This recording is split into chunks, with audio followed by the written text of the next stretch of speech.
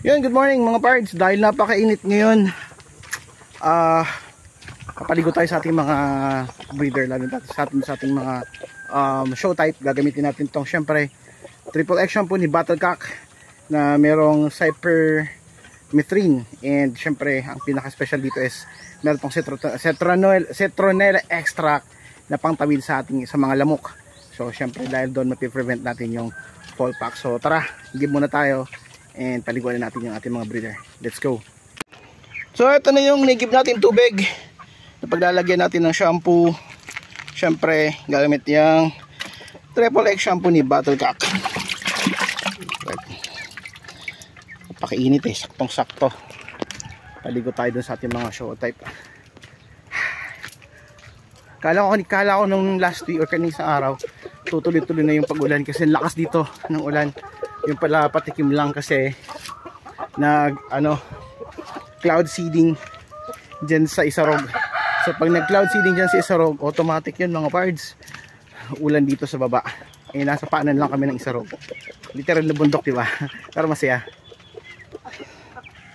Ayan mga pards, mabula na sila. And ito yung mga pinagkunan natin. Ang bango, basta Battlecock talaga, ang bango. Iba talaga yung alagang Battlecock, no? No?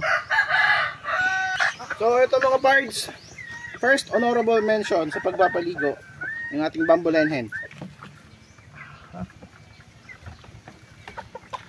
Kailangan siyang mabasa.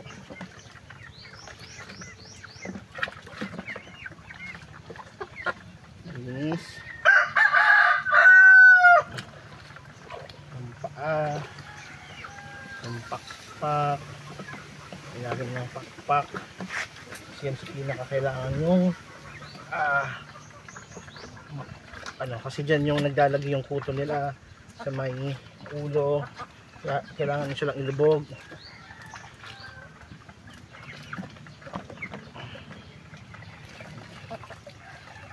Para basang basa and ma-extract sa kanila yung citronella extract. So yan ang banlawan. Sunod yung ating Bamboline rooster. Ito sanay na ito maligo eh. Yun, diba? Laki pa rin. Syempre mga parts, next in line ang ating 2 months in a row na favorite na chicken, ang ating Bombo, Black Australorp show type. Ay.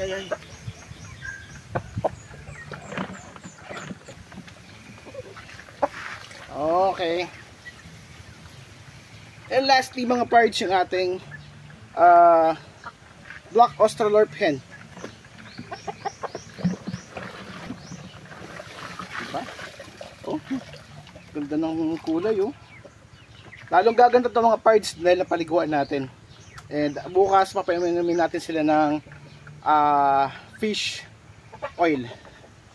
Yan. So ayun mga pards, napaliguan na natin yung ating mga breeder. Yun muna yung sasala natin ngayon. By next week yung ating mga layers naman kung kaya, kasi napakadami nun. And nakakapagod din kasi mag-isa lang ako. So yun lang mga pards. Pag gusto nyong makontrol yung fall packs, isa yun sa mga practice natin na pinapaliguan natin yung mga manok, or ini-spray natin sila gamit yung triple X shampoo ni Battlecock na mayroong citronella extract. So kung may mga mali man akong nagagawa, paki-correct na lang sa comment section. God bless, ride safe, happy farming.